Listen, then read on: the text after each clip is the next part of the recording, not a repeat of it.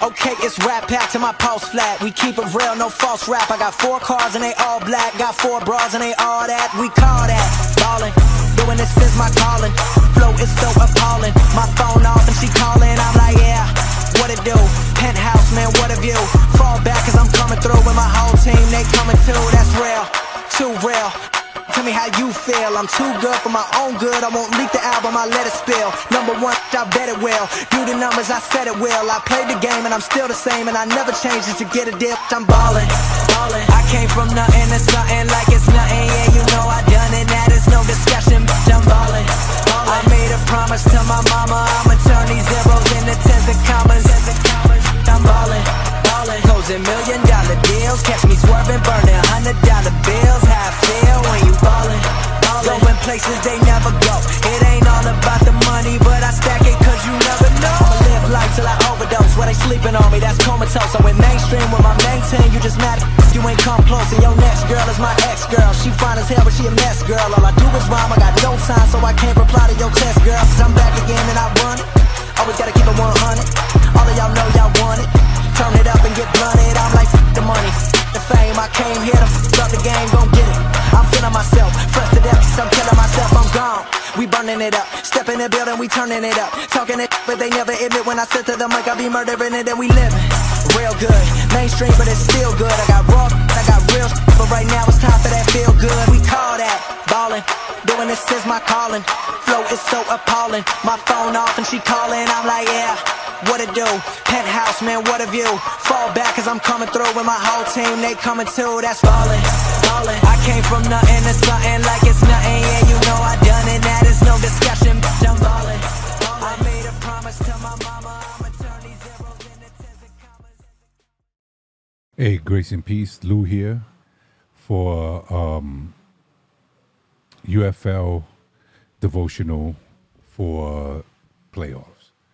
All right, I'll be reading from Romans 13, verses 1 to 3. And they read as thus: Let everyone be subject to the governing authorities, for there is no authority except from God, and those that exist have been instituted by God. Therefore, whoever resists the authority resists what God has appointed, and those who resist will incur judgment. For rulers are not a terror to good conduct, but to bad. Would you have no fear of the one who is in authority? Then do what is good, and you will receive his approval. This is the reading of God's word. Now, it's interesting that I chose this particular verses, especially for the fact that we just finished our election.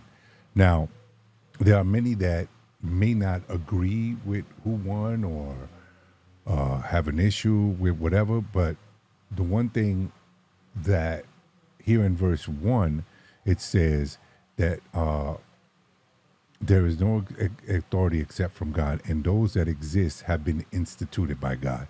So in other words, God is the one who places our leaders in the office. Now, you know, we might think, you know, especially with some who might think with the 4 years of Biden, how horrible the economy has been and whatever. But in all of that mess, God still receives glory.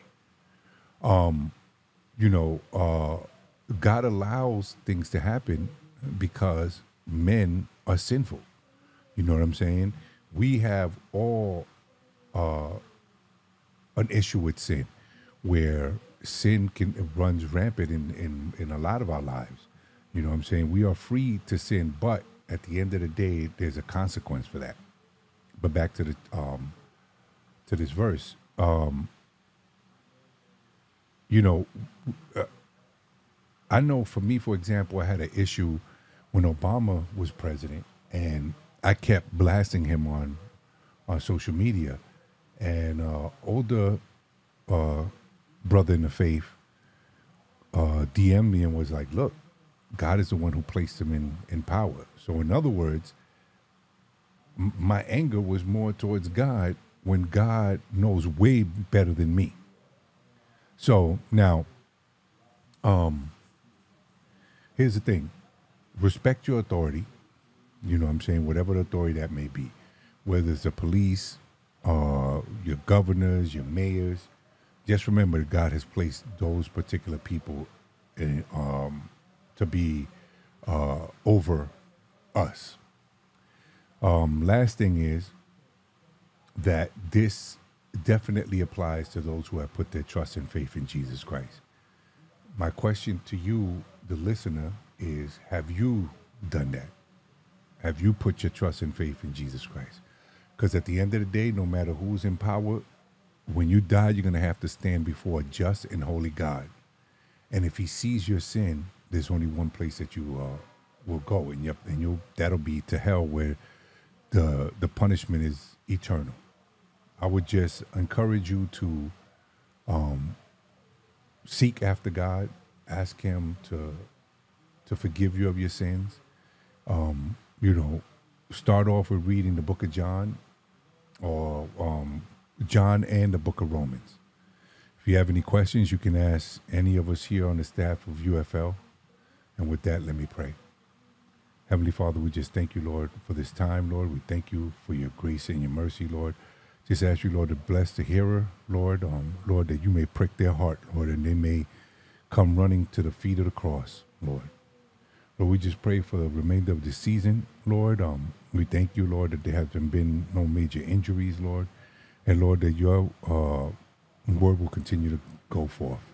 Just thank you and praise you in Jesus' name. Amen.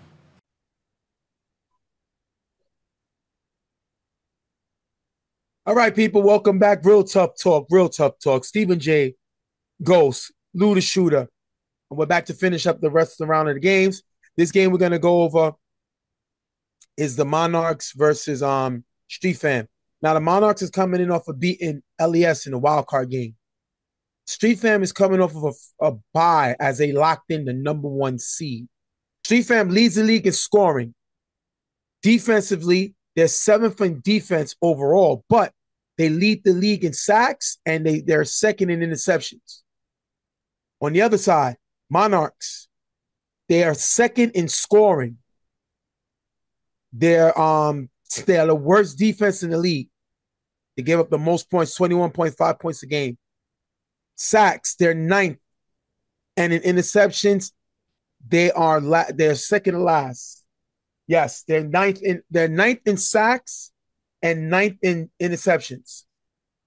So those defensive numbers are not great at all for the Monarchs. Now that I gave you guys the tails of the tape, Lou, you give me your team, Street Fam, and Ghost, give me your team, the Monarchs. Starting with you, Ghost. Listen, I said from the very beginning throughout the season that this Monarchs team was in trouble. But I said I'm not going to count them out yet because playoffs is a different animal. I believe that when I said that, you kind of push back and said, "Oh, that's not true." A team can't just do a flip 180 and just start playing well all of a sudden. And I'm like, listen, they have the talent to do it. That's what I believed in the beginning, and that's kind of why when I looked at the matchups and looked at that final game against Street Fam, I had Monarchs winning this game because But the Monarchs lost that game versus Street Fam, 32 to no, you're 27. not getting what I'm saying. I'm talking about that Street Fam's last game against the Raiders. Okay. They didn't look solid. And I said Monarchs is going to take that and feed off of that. So I feel like that's what the mentality that they had going into this game. Even though the stat line didn't work out in the regular season, when they have all their guys here, especially Akon, they're a different team. Especially when he's playing on the level we know Akon can play as. Not saying he's gonna be the main guy to take over everything, but that piece there helps the team improve exponentially. Well, real quick, Lou, before you go, just to make it known, that Street Fan versus Monarchs game, Akon was not there. As a Monarchs, as Street Fan beat the Monarchs, Akon was not there, their second round pick. And before you go, Lou, an executive told me that Chuck is looking not only to beat Street Fan to keep his record going for always making a Final Four at least, but he have a chip on his shoulder because Slasher broke his passing touchdown record. Your thoughts, Lou? Well, before I get to Street Fam, I'm gonna have to, because I'm if I'm wrong on certain things, I'm man enough to admit it, and I have to give my two co-hosts Mike, I mean, Ghost, love him to death. Stephen J, I'm not too fond of. But y'all did say that Mike was a big missing piece in the Monarchs defense. And we saw that in the last game. So, anywho, Street Fam, we know they could put up numbers. We know that their defense is horrible for the most part. They had a horrible defense last year. It overlapped to this year. You know what I'm saying? But Slasher's been putting up points, breaking Chuck's record. You just you got weapons if you doing that. He's a little, sometimes he takes too many chances, you know what I'm saying, when it comes to offensively, but they were the number one seed in their division, right. But they're playing an experience, for the most part, Monarchs team that's been in this position before. Exactly. You said that. Hold on, trying to get this notes real quick. I know exactly where you're going, Jay. I know exactly where you're going. You said that. No. You said that last season, Street Fam had a horrible defense. I'm sorry. I meant last season their defense was second. I'm sorry. I'm thinking. I'm their doing offense. The GTM DG. I'm thinking of right. That's what it is. And but I'm glad you brought that up, because their defense this year, they were 7th in defense, giving up 20.1 points a game, after being last year they were 14.2. That's a 6 point. That's in UFL, that's like a touchdown more, which is bad in this league. I know people think, that's not bad. In a defensive league, that's a big spin. And of course, they don't got the same defense. They don't got Spawn. That's a big. They don't have Ja. They don't got Herbie.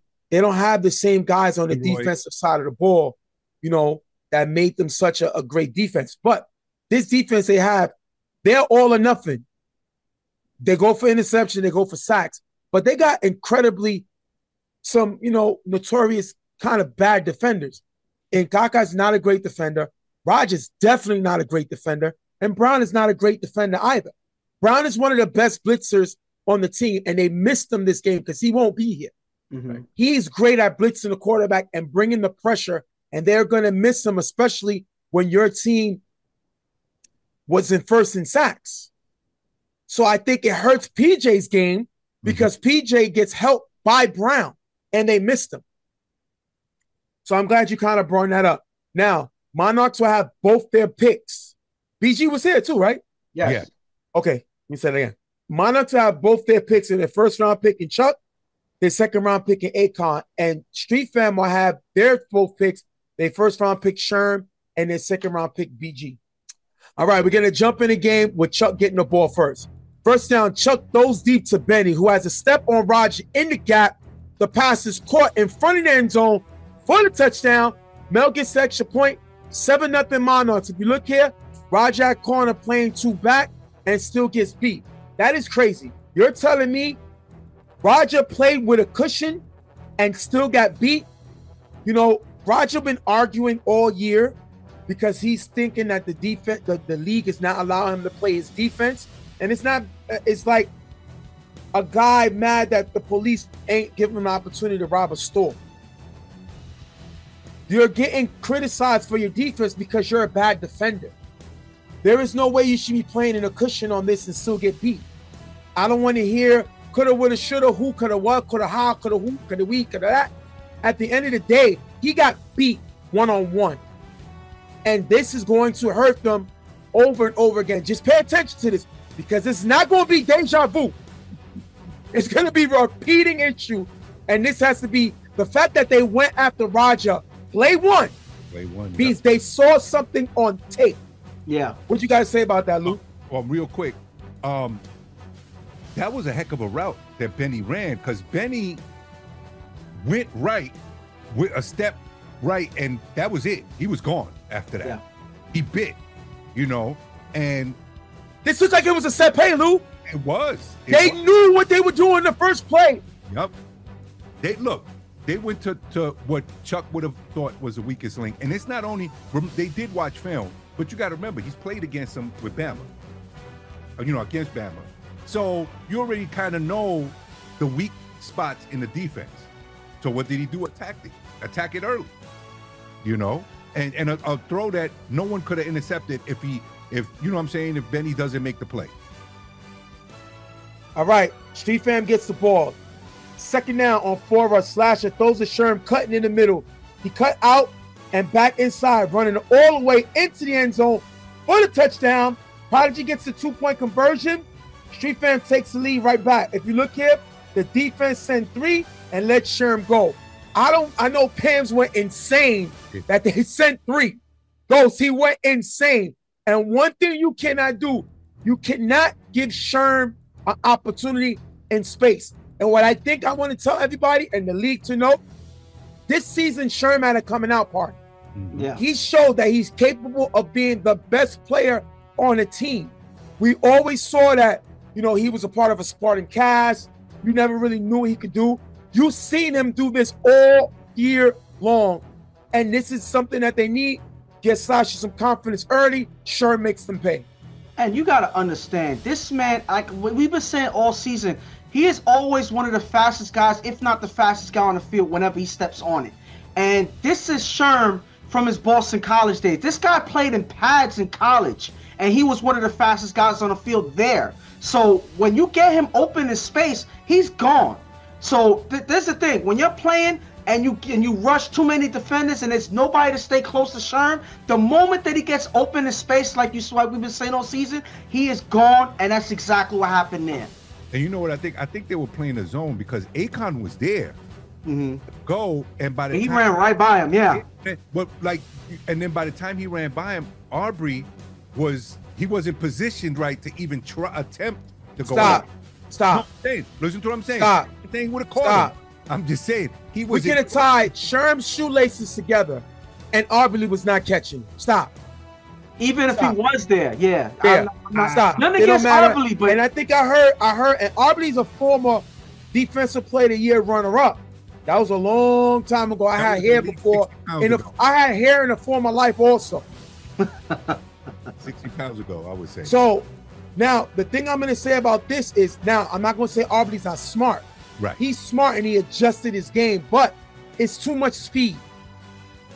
And what I'm going to also remember is that the guys will understand that it's just Sherm because Shy is hurt.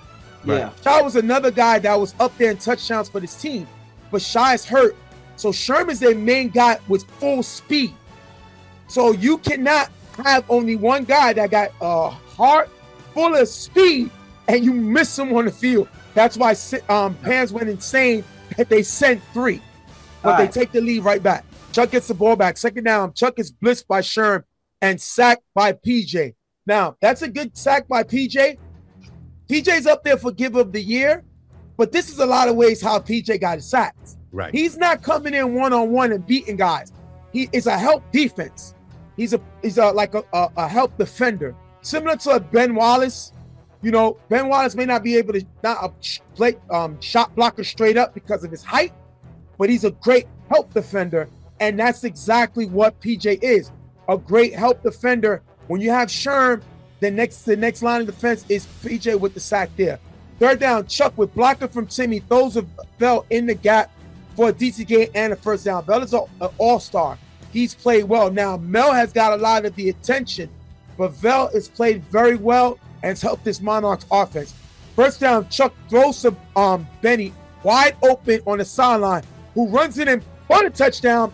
West gets the 2-point conversion. 15-8, they strike right back. If you look here, no one on the corner on the outside, and they make them pay, Lou. Bad defense, and who's the culprit? You tell me. Was it the guy who got beat the last play? The first. He was at least 30 yards from the side. I don't know who he was. I don't know if he didn't see the little Dr. Pepper dude, but and you know what it is, Chuck. Vets, they see their play right. What happens? He throws it with the quickness. No way. Their game plan was to go after Roger. Yeah. And you ain't even. That was the game plan. The thing is, he didn't even. Yeah, I know what you're saying, but he didn't even have to go after him because he gave him he parted like the Red Sea. But that's what I'm saying. So they're watching where he's at. They're attacking that side. But I gotta understand. And there's the thing, and it's not just Roger. Anybody at the corner. One thing the defenders don't do is they don't see where the guys are lining up from the huddle. When they break the huddle, you gotta watch where these guys are lining up because dudes are not paying attention. They're busy talking. They're doing whatever. They don't see guys on the sideline. And how many times we see people like Joel hide on the sideline and whatnot? If you watch them lead the huddle, you will see exactly where they're going. But if you don't pay attention, you never see them on the sideline. That's why Benny was wide open. Nobody was there. I could have made that touchdown. Jay, you probably would have missed that throw. But listen, at the end of the day, there was no easier touchdown that they could make in this game. That's just terrible defense. And the thing is that Roger had his back to the sideline, so you couldn't even see that Benny was where Benny was. Yeah. At. Wow. You're just saying that's just terrible defense played by a terrible defense. Yeah. That's what happened. 15-8, Monarchs take the lead back. Second down, Slasher on 4 rush, throws a Haas open in the middle. That's going to be dropped. The defense is sending 2, Lou. The difference is Chice this season has been one of the best blockers in the league. So now, Monarchs not coming in going one-on-one. Right. They're not stupid. They are going to send 2, and that eliminates Chice's opportunity to give Slasher time. And now we saw how Slasher looked in the beginning of the season when he didn't have protection. But Haas got to make that catch. Haas complains a lot about getting the ball. He got the ball and didn't make a play. Third down, Slasher throws a Sherm open on the sideline for a nice gain and a first down. Get him to the 13-yard line. I don't care if you got Chuck. I don't care if you got Akon. I don't care who you got. Sherman's the best player on this field right now.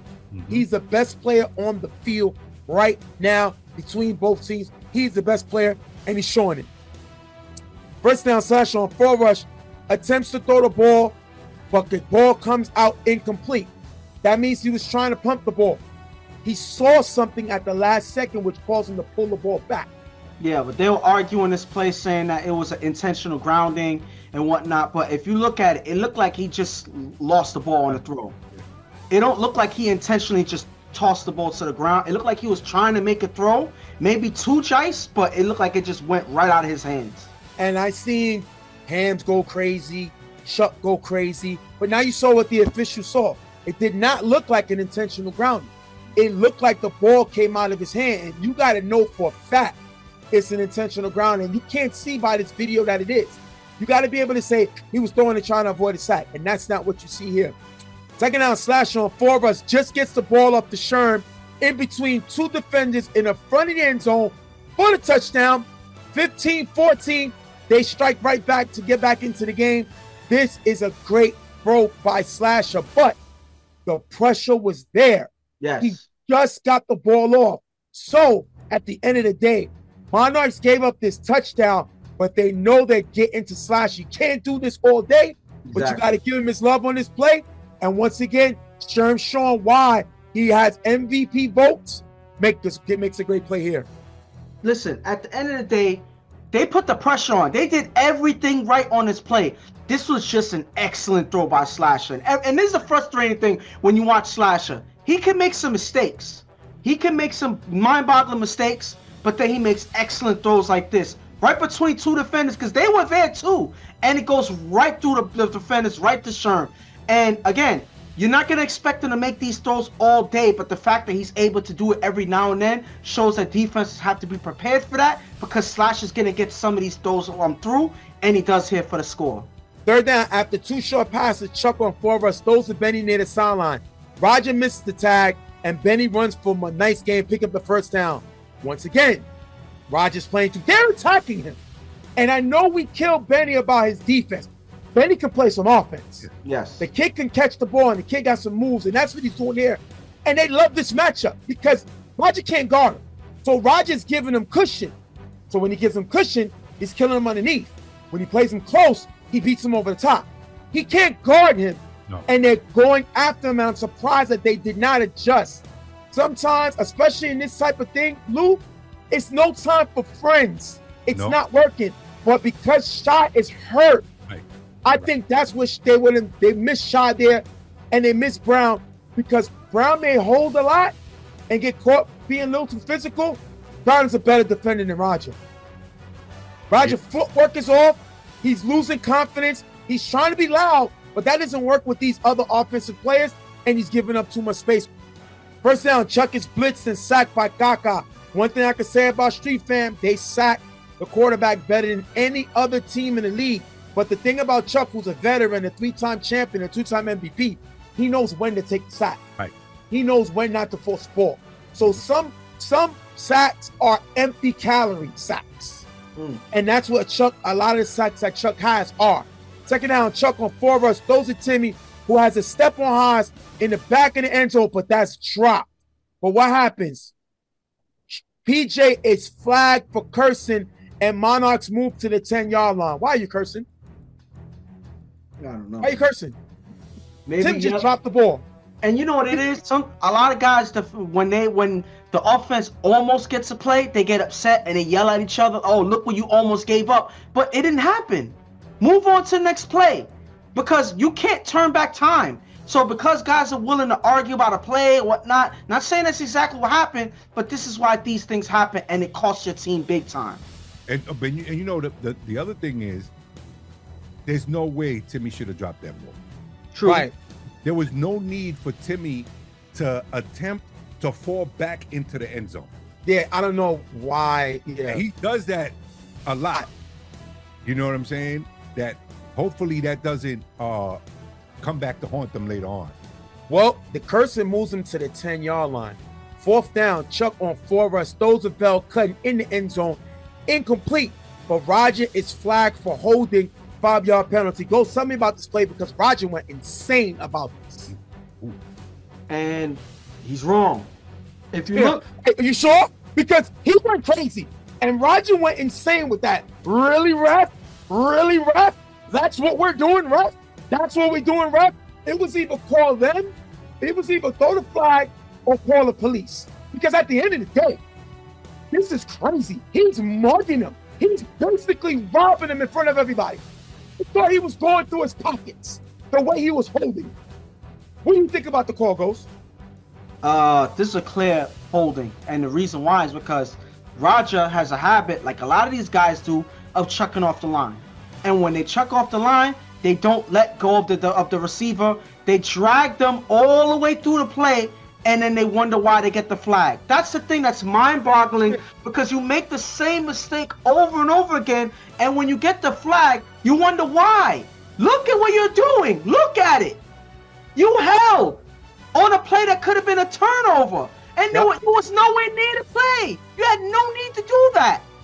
And all you're doing is you're giving the greatest quarterback of all time Extra down. second down in the 5-yard line.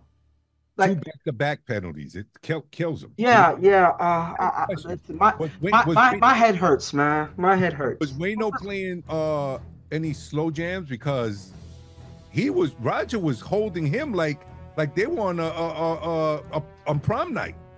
He held the whole play, and how can you argue that? 4th and goal. Chuck finds Akon cutting in the front of the end zone for the touchdown. Now Haas intercepts the extra point, but it's 21-14. Monarchs take the lead. And this was a big stop that could have been. But because lack of discipline, guys making mistakes, they're attacking Roger and nobody's adjusting. Roger himself should be admitting that, yo, they're coming at me, yo, I don't know what to do. Let's switch it up. Yep. Be a man and step up and say, yo, this ain't working, let's switch it up. Nobody did that. And because of that, Chuck is going to keep attacking, and nothing's going to be done about it. That's just frustrating when you watch the game unfold, knowing that they have one adjustment that they can do. Move Roger somewhere else. Send him at the giver position. Send him at the linebacker position. Anything but have him there, because he's not helping the defense at all. Get some drinks. Man, you know what? On that play, Akon beat BG. That crossing route is. Yeah, y'all two been complaining about that all year long. But no. but it wasn't even a crossing route. Look at where BG's lined up. Yeah. Before the hike, he was beat. Yeah, because he's on the inside. So all Akon has to do is fake inside, then cut out. BG's not catching him. Yeah. So that's just a big... Akon got some of the quickest feet in football. Yes. These guys don't know that. And understand, it doesn't always matter about quickness and speed. It's about positioning. Yep. And BG was out of position already before the hike. So you knew what was coming, and Chuck is not going to miss that throw. Him and Akon have that timing together where as soon as he made the move, the ball was already there. Yep.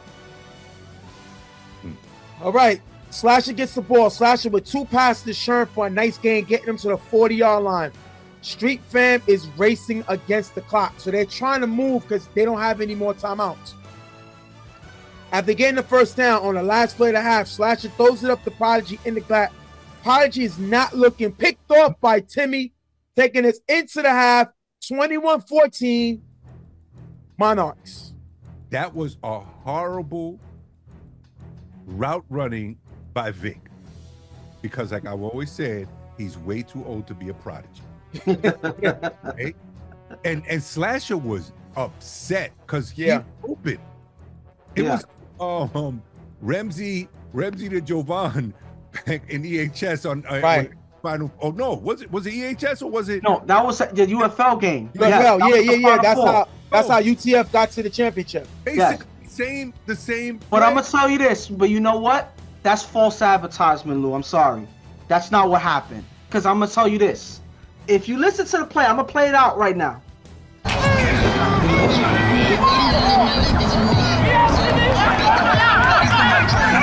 If you hear the ref counting, he's counting down from 3. So why are you throwing in the middle of the field? Where are you going? How are you getting to the end zone? This is the last play and a half. What are you doing? That's why Prodigy didn't look back, because he wasn't in the end zone yet. Right. So again, you're arguing with Prodigy when you made the mistake. You were supposed to toss it up into the end zone. That's why Prodigy didn't look, because this was the dumb play. That's supposed to be a toss-up for the end zone.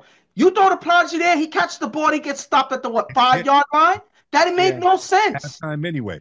So that's why I'm like, these guys are not communicating properly. There's no real game plan. There's no logic in a lot of that they're doing this half. And the thing about it is, even from here, I thought it was in the second half where things started getting bad. No, it started from here. Things is just starting to sink. The ship has holes in it. They're sinking fast. The Titanic is starting to go down. They're bringing the guys to the boat, and the violins guys are starting, and the guys are running for the boat now. I'm the dude that has a baby that's not really my baby. That I'm going because I'm out. See, that's what Lou should have did. Lou should have been the guy that grabbed somebody else's kid and got into the boat and jumped off the Sheep Fam boat because it's sinking. Yes, it's sinking. Listen, Lou needed to be with us. Well, I'm not backing no one, but if I'm on this boat, I can see the holes. It hit the iceberg. I'm getting off now. I'm not waiting. You saw how early it hit the iceberg when they finally decided to evacuate? Yeah. Once it hit the iceberg, I'm out. What was the iceberg? Their last game of the regular season that Ghost talked about. That was the iceberg. But Lou wants to be on it playing the violin with the guys. You know, I guess some guys didn't think they were going to die because why try to leave? You waited so long, you might as well go down with the ship. Don't even try to escape. Yeah. Well, you must be talking about grind time, Lou, right? No. As far as I know, he won. All right. What's your thoughts, Lou? 21-14, you're still in the game, but you got to cut these mistakes. These dumb mistakes. You gotta one thing that they're missing as well, which we didn't mention, is Buck. Buck's not here. Yes, Buck, Mace. They missed those veterans. Mace has been, I think Mace might have made enough game to qualify. Buck more than Mace. Buck more than Mace, but with Mace, you need some toughness, man. Yeah. You need some toughness. And I didn't see BG was brought to replace B-Roy. I need some toughness. I need BG in Rogers' face saying, what are you doing? Yeah. Or BG making a call and making a switch. Because I don't put this on Slasher because he put up 2 touchdowns in the first half. Yeah. But your defense, one guy's getting beat and they're attacking him. You got arguably the best coach and quarterback of all time. They're attacking him. Listen, but I'm gonna say this before I speak on the Monarchs. I know that I think the defensive captain on that team is Prodigy, so he should be the one to step up and make those moves. No, But I need a veteran. I need my veteran. No. Let me finish my thought. Listen to what I'm saying. That's the point. But BG has to be the leader to cut into all of that. Prodigy can still be the captain, but you can open your mouth and have a say and step up and be the leader. And PG to me on this team was a little too passive. He was a little too passive, and that's why these mistakes started to unfold. Like, I'm not blaming him for everything, but they need a leader to step up and just take over and say, yo, this ain't working. We got to switch something. This ain't working. This ain't helping us. But that's, for Lou to worry about. That's his team. But Monarchs, though, listen, from that last game that I watched with the Raiders, and they were able to battle in that game. Now, it wasn't perfect. It was an ugly win, in my opinion. But the fact that they had the fire going, and then they decided to have. And the funny thing is, I heard after the game, they had a Zoom call, and they were watching the games together. They were watching all the games. They were watching footage, specifically watching Street Fam.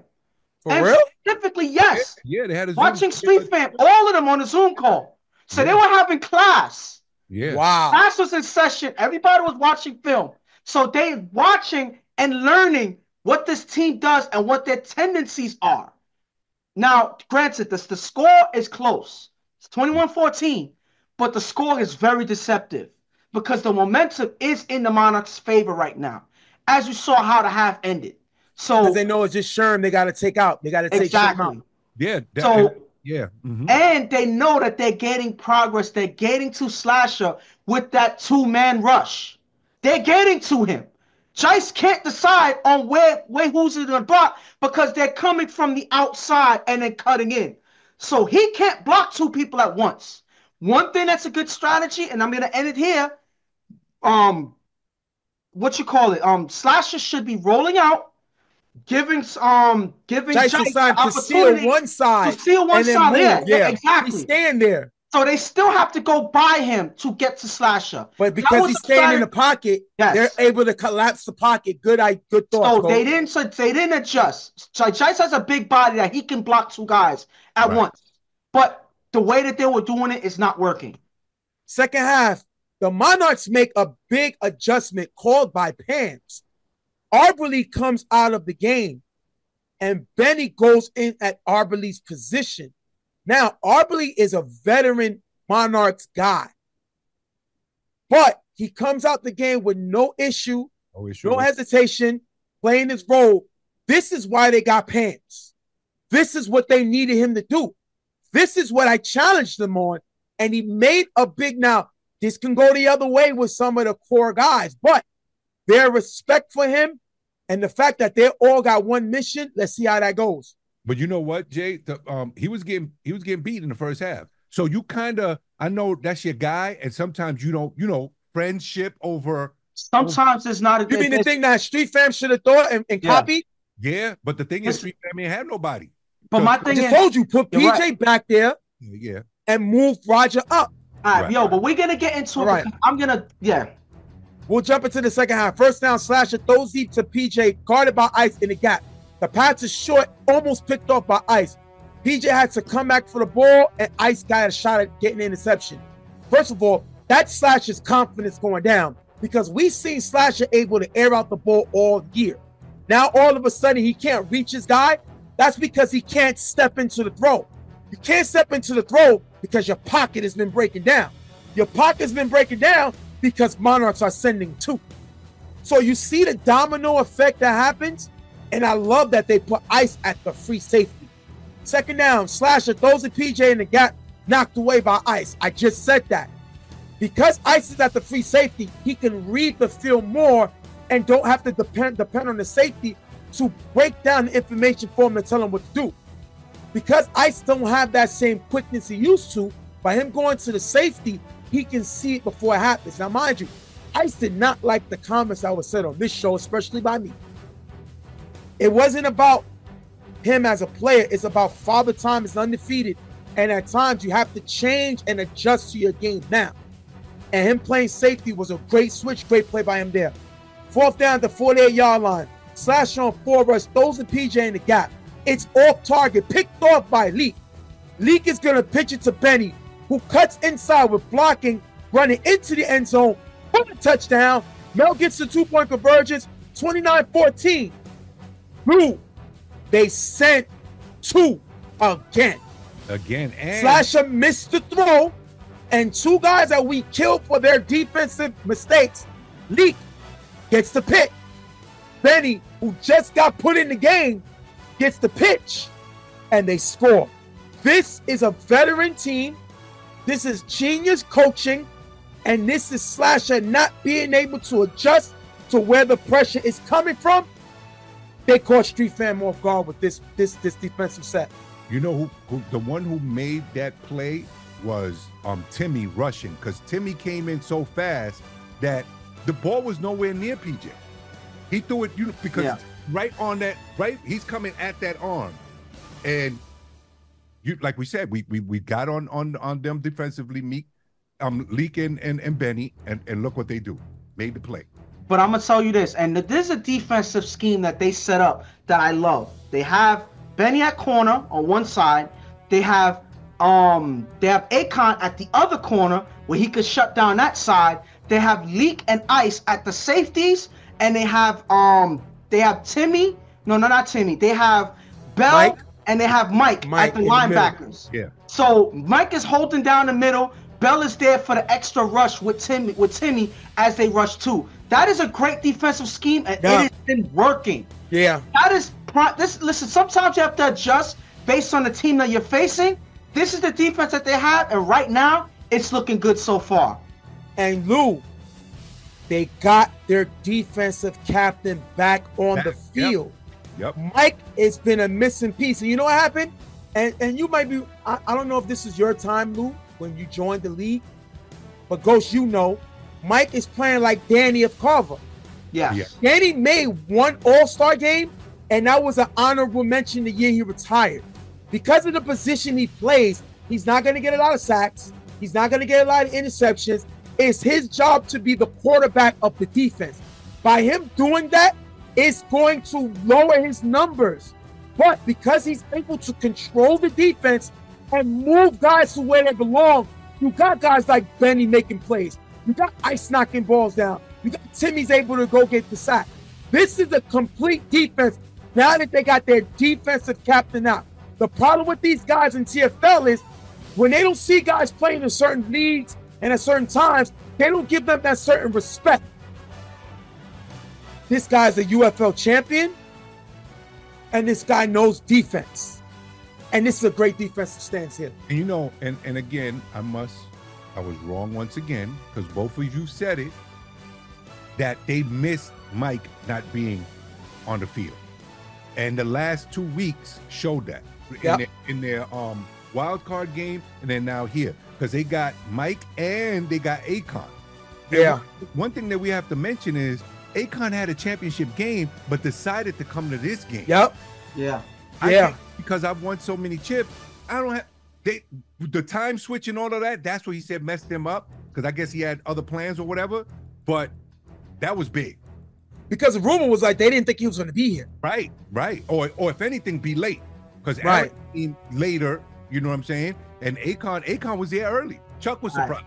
Let's go, fellas. All right. First down, slash on 4 rush. Those are Haas in the gap. Drop. I heard Haas argue with Slash a lot this season, but now I seen him drop two passes. Stern needs a number 2 receiver, and it's not Haas. So that's the issue. Haas has the height, the jumping ability to be a nice weapon for Sherm as a number 2 receiver. Maybe he didn't get the memo because he's dropping the ball like he's trying to get cut. He's dropping the ball like it got cooties. Ew, I don't want to touch the ball. Because I've seen Haas catch this during the season. But the problem with him is his consistency. After getting the first down, Slasher throws deep to BG, guarded by Leak in the middle, overthrown, incomplete. No one is open. We're talking about the number one scoring offense in the league looking lost. They're looking like Gilligan in the skip. Like, where's the boat? How are we going to get up this island?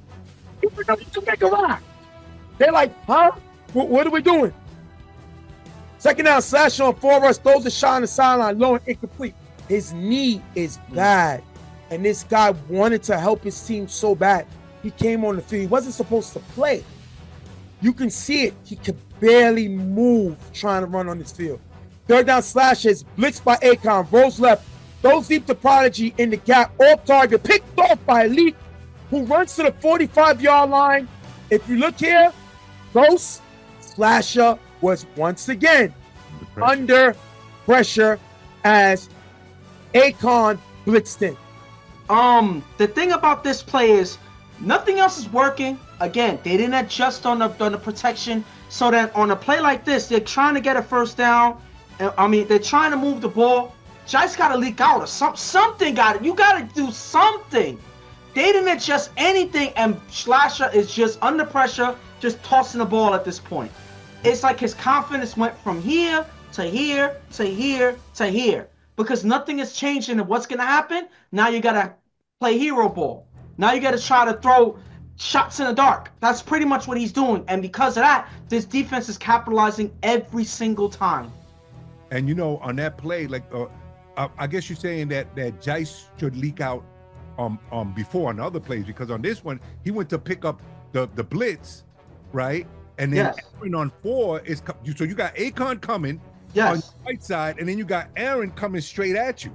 But the point I'm saying is, you know that he's under pressure, so somebody has to be the guy to help their route. You know, cut the route or give him an easy target to run down. Leave two. You got to at this point. You got to do something. That's the thing. And they were missing the other guy too, the big kid that plays with them. Another dude that's a blocker. But yeah, they could add BG block. Yeah, BG and Jice can block. You got Sherm, you got Prodigy. Listen, they didn't adjust. Chuck on 4 rush is sacked by PJ, but Chuck is just killing the time. Like I said, this is the calories. They get the first down. Chuck on 4 rush, rolls by Roosevelt and cutting in the gap, get him to the 12-yard line. Second and goal, Chuck throws a Benny wide open on the sideline, who runs it into the end zone for the touchdown. No one was on the sideline. Monarchs come away with the win, 35-14. Now, before y'all guys talk, we're going to go to an interview with Chuck and Akon. Then we'll be right back, and we'll wrap up the show.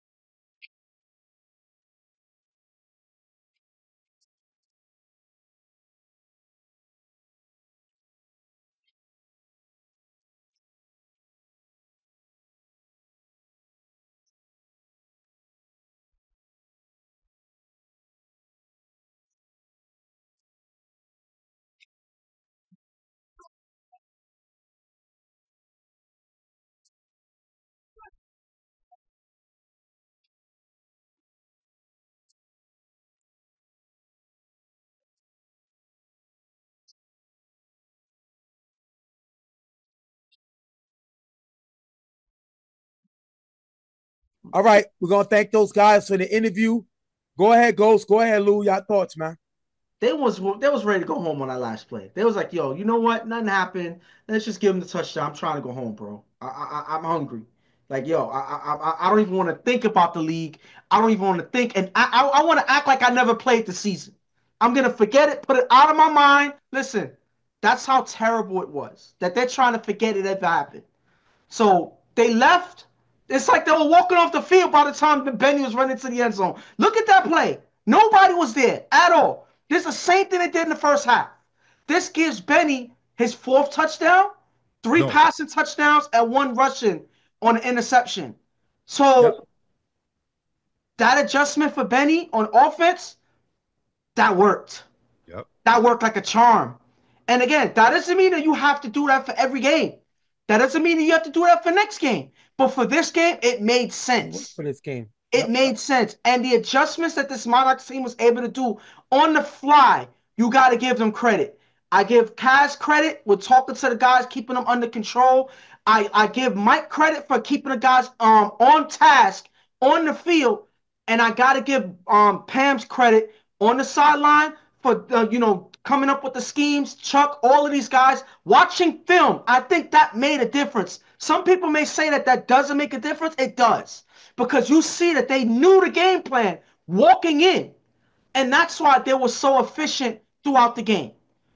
Um, they pretty much did everything right in this game.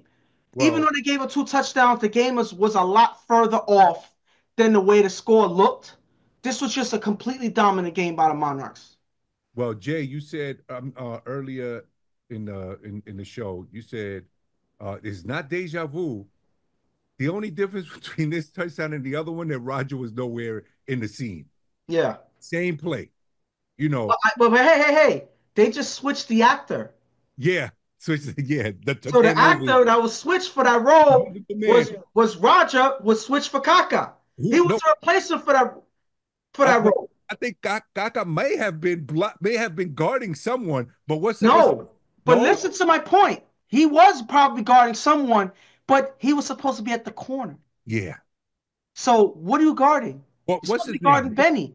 What's the guy that Jay keeps calling out? The invisible dude from Sam Oh, Wheat Sam Wheat. from Ghost. Show my man Sam Wheat. he can't, For y'all people that don't know Sam Wheat. um Street Fam had no game plan. Basically, on defensively, they had nothing. They didn't score in the second half. All that pressure that they put on Shorty, Jice couldn't handle two guys coming at the rushing at the same time.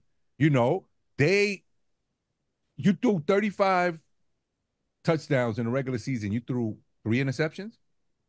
Yeah, but I'm gonna tell you why blocking. I'm sending having two block doesn't make any sense for them, because all they're gonna do is send three. At the end of the day, you're taking away more and more receivers off the field. That means less options to throw to for Slasher. So at the end of the day, you just got to figure out how you get the extra time. The send hold him with the two blocking. To me, I don't think that would have made that much of a difference. To me, it wouldn't. That could be true, but he was on a lot. You know what? It could not have But that's what I said earlier. The whole thing about rolling out to one side and giving Jice the one side to block, so you can know exactly where they're coming from. I Give just them an extra second. I just think that the Monarchs too athletic for them. You know what I'm saying? Defensively. You know what I'm saying? Because the rush was coming quick. It wasn't like we've seen dudes rushing from 10 yards out on the blitz. You know what I'm saying? They need to make some adjustments for next year. I thought he Definitely. was about to say for next week, because I was about to say No, we're no, a no. long way from next week. You know who they missed offensively? Juju. Yeah, That was Juju a didn't play this season. They didn't He miss didn't play this season. Um, He's a way better receiver. I mean, more consistent. it looks like once again, Stephen J is gonna have to teach these guys a little bit about football. Well, teach them, not us. Um, Because the problem I have, first of all, I know Jingle was here coaching. I didn't see him. I don't know where he was there. Maybe he was there just to watch. Maybe he was there to sing Jingle Bell or something because he wasn't coaching. I'm gonna tell you why. Monarchs, the league's worst defense, disrespected Street Fam by sending two. You know why? When you send two, that means you got to go one-on-one. You need to have a receiver that can win one-on-one battles. And the only one that can do that is Sherm.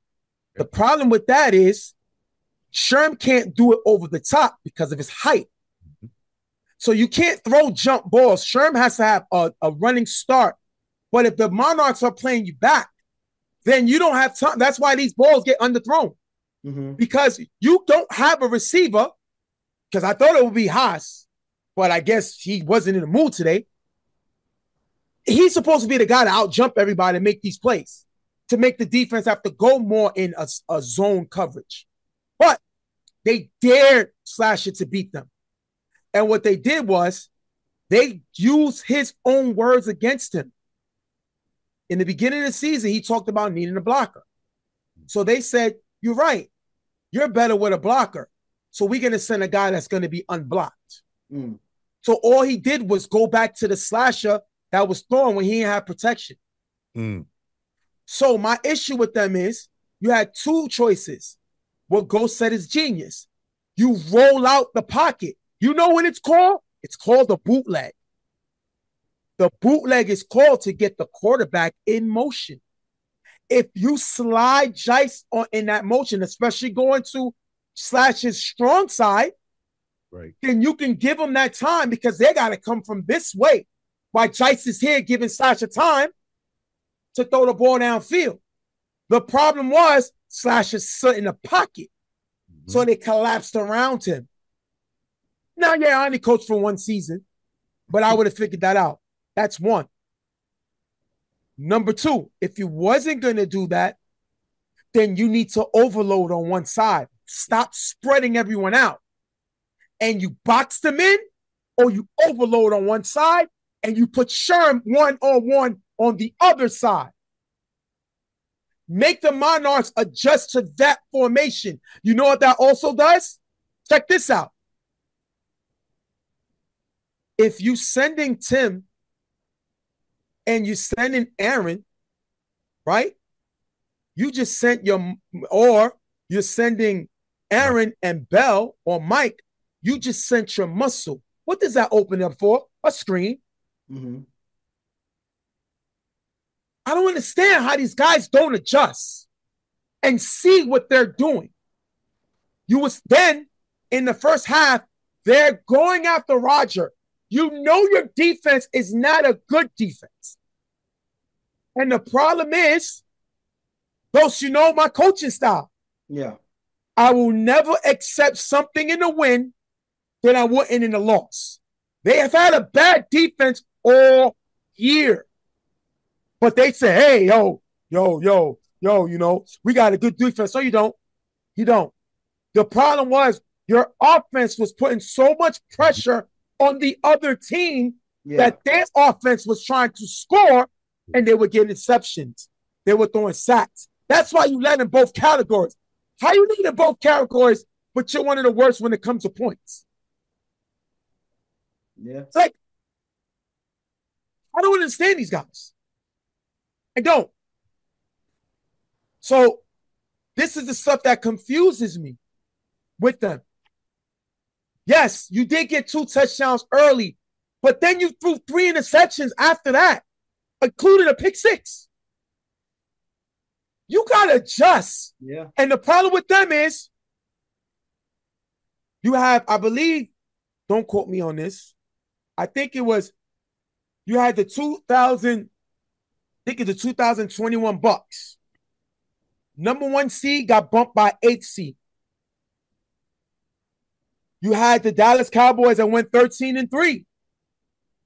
Bumped in the first round.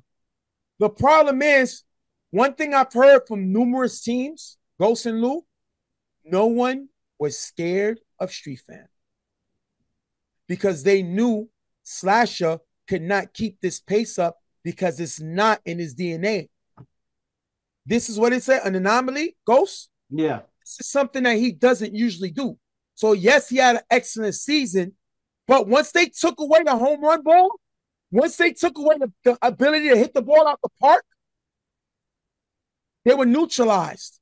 Once they did the main thing you could take to one of the humblest guys in football, took away his confidence.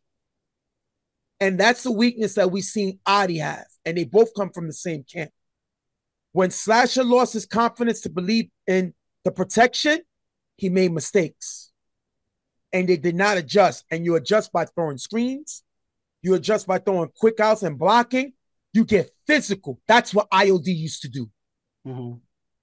That's what killed them. Yes, Chuck and this offense, but they was number 2 in scoring. So you knew they was going to score. Yeah. The problem was how they scored. A bad defense looked worse. They didn't adjust and they didn't prepare themselves.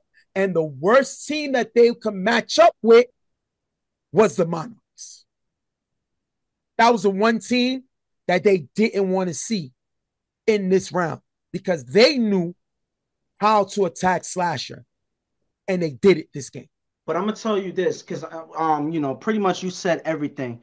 And I wanna, hurry up and wrap this up because there's not much else to say that you didn't say already. But one thing that you notice is the Monarchs were playing for their life throughout the playoffs. So they were on it. Yeah. They were improving. While Street Fam was chilling. They had their off game. They were the first seed. They don't have nothing to worry about. There's nothing to study. We're not even trying to, worry about anything. We're going to take our 2 weeks off and then come in and we're going to just knock them out and we're going to keep moving. That's not what happened. While they were chilling and relaxing, this team was working. This team was studying. This team was adjusting and they were learning. So when you have two mentalities facing each other, who's going to come out on top?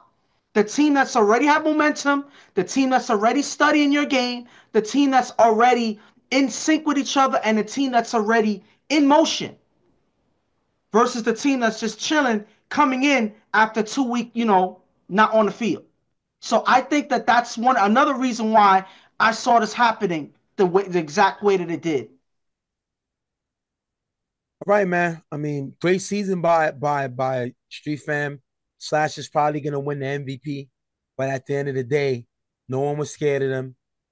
Just like when you it's in baseball, when they took away Mariano's cutter, then he was no good no more. When they took Slash's home run ball away, he didn't have anybody step up, and this team falls, and it's an embarrassment to go 7-1-1 and lose your in your first first playoff game. Yeah. So, and to get blown out.